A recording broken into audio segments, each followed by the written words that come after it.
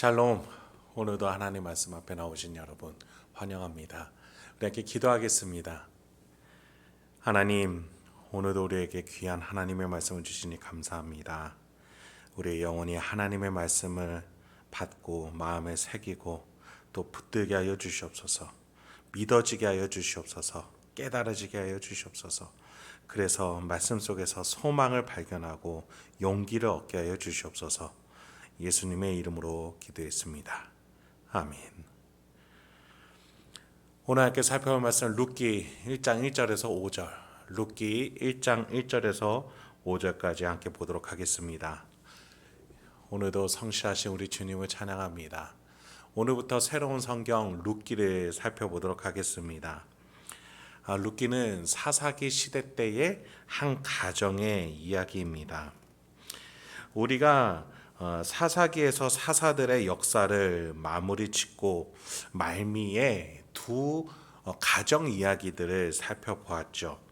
그때 공통적인 요소가 무엇이었습니까? 자신의 땅을 떠나서 이주하는 가족과 지파들이라는 공통점을 가지고 있었습니다. 하나님의 약속이 있기에 가나안 땅으로 왔고 또 그 땅을 분배받아서 하나님의 뜻으로 다스려야 되는 가정들과 지파가 있었습니다. 그런데 환경적으로 또 눈앞의 여건들이 어려워지니까 이 사명과 약속을 잊어버리고 자신의 눈에 보기에 좋은 땅으로 떠났던 가정과 지파의 이야기들이 사사기 말미에서 나타났죠. 룻기서에서 나타나는 한 가정의 이야기도 이와 동일한 기조에서 시작을 합니다. 과연 어떻게 해야 이 이야기들의 이 가정과 지파의 해결책이 될 수 있는 걸까요? 룻기서의 주제 또한 우리가 계속 살펴본 디도서와 같이 구약과 신약 동일한 해결책을 얘기합니다. 바로 하나님의 은혜입니다. 바울은 그레데 섬 거짓의 그 땅에 변화를 시킬 수 있는 유일한 힘은 하나님의 은혜다라고 밝혔습니다. 하나님의 은혜로 감독과 장로와 교회와 가정을 세워야 된다라고 말한 것이죠. 사사기에서 등장하는 많은 가정들의 회복 또한 하나님의 은혜 말고는 답이 없습니다. 오늘 본문 우리가 살펴볼 룻기에서도 그 하나님의 은혜에 대해서 말하고자 하는 것입니다. 이와 같이 지금 현대를 살아가는 우리에게도 마찬가지입니다.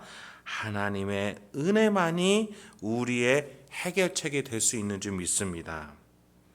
여러분, 우리의 지혜와 결국 나 스스로가 만들어 가고자 하는 정답은 결국 우리를 아프게 하고 멸망하게 합니다. 하나님이 세우시는 하나님이 세우시는 우리의 가정을 향해서 나아갈 수 있는 이 시간이 되길 소망합니다. 본문 1, 2절입니다. 사사들이 치리하던 때에 그 땅이 흉년이 드니라. 유다 베들레헴의 한 사람이 그의 아내와 두 아들을 데리고 모압 지방에 가서 거류하였는데 그 사람의 이름은 엘리멜렉이요 그의 아내의 이름은 나옴이며 그의 두 아들의 이름은 말론과 기럐이니 유다 베들레헴 에브라 사람들이었더라.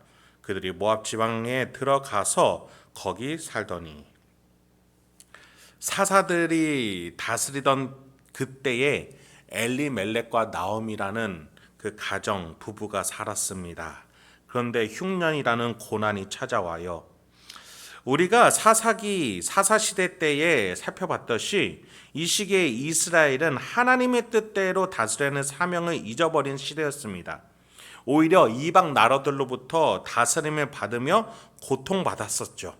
그러다가도 회개하고 하나님께 부르짖으면 하나님이 회복을 주시고 구원하기 위한 사사들을 보내주셨죠.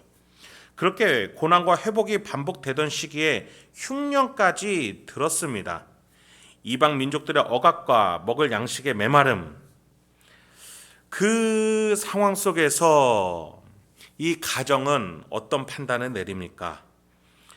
하나님이 버리셨다. 하나님이 우리를 포기하셨다라고 생각하기 이릅니다. 여러분, 우리가 사사기에서 가장 유명했던 사사 기드온의 고백이 생각이 납니다. 그가 여호와의 사자를 만나기 전에 뭐라고 말했어요?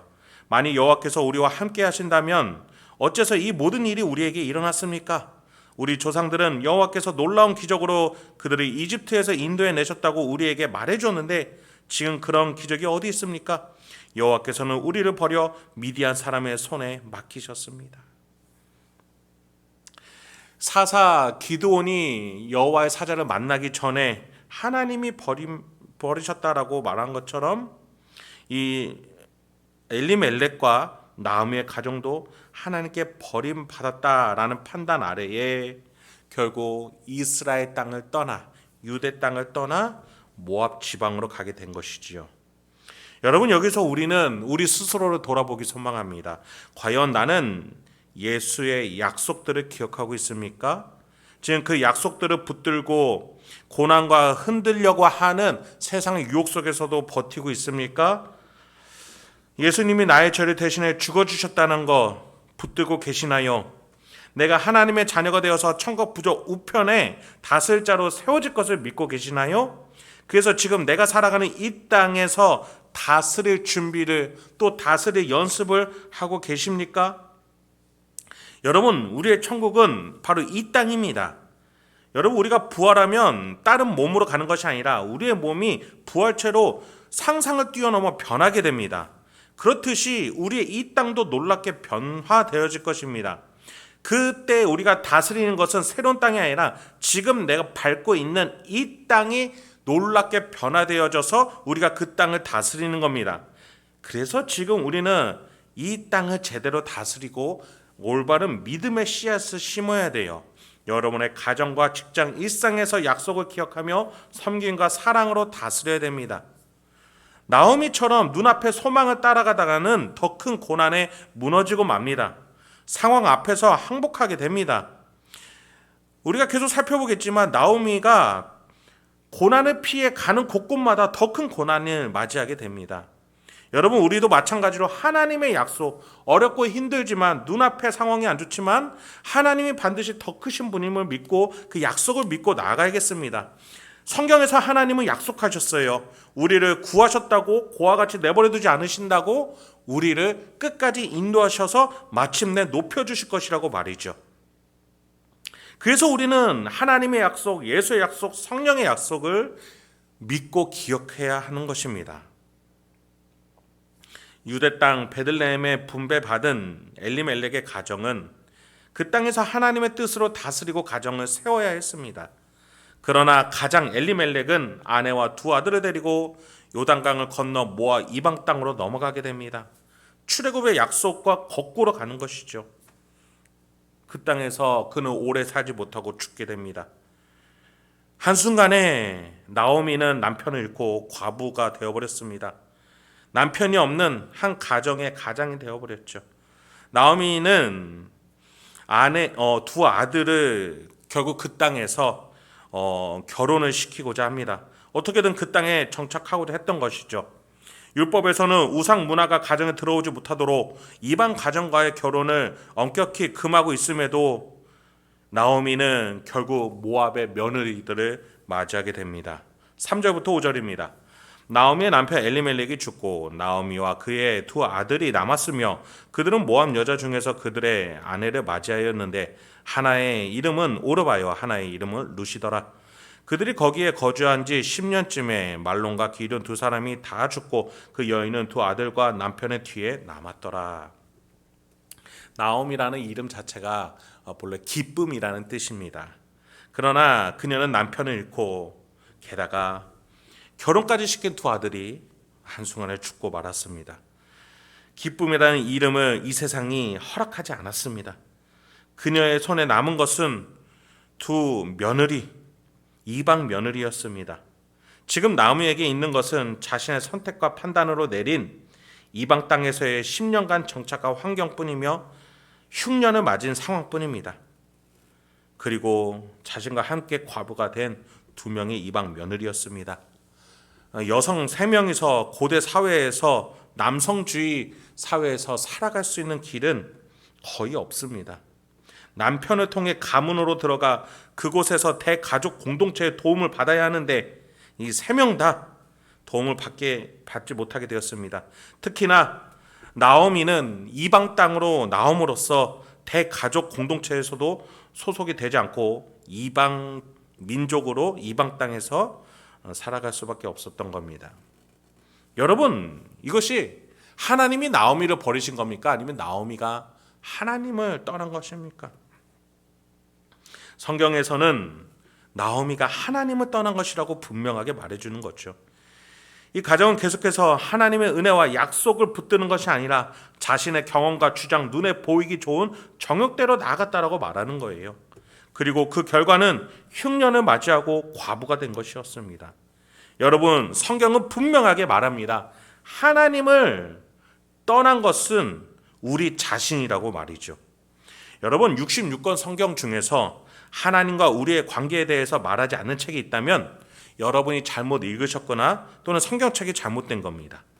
어디에 가능성이 더 많겠습니까? 네, 우리가 잘못 읽은 거겠죠. 성경은 내내 하나님과 우리 사이의 관계를 말해주고 있습니다. 룻기도 하나님과의 관계를 말해주고 있어요. 나오미는 하나님을 떠났고 하나님과 떠남은 곧 죽음을 의미합니다. 반대로 하나님께 다가옴은 생명을 의미해요. 그렇습니다. 제가 서두에서 말씀드렸다시피 룻기는 하나님을 떠나 죽음에 가까운 가정이 어떻게 하나님께로 되돌아옴으로써 생명을 얻게 되는지, 어떻게 하나님의 은혜로 생명을 다시 얻게 되는지에 대해서 말해주는 책입니다. 저와 여러분도 마찬가지입니다. 예수님의 약속을 기억하는 우리가 되어야 하겠습니다. 내 안에 계신 성령 하나님과 동행하는 우리가 되길 소망합니다. 하나님의 말씀을, 약속을 기억할 수 있는 우리가 되길 소망합니다. 그렇게 나의 삶이 하나님께로 더 가까이 감으로써 생명을 얻음을 기억하시고 오늘도 천국을 만들어 가시는 저와 여러분이 되길 소망합니다. 함께 기도하겠습니다. 하나님, 오늘도 우리에게 귀한 하나님의 말씀을 주시니 감사합니다.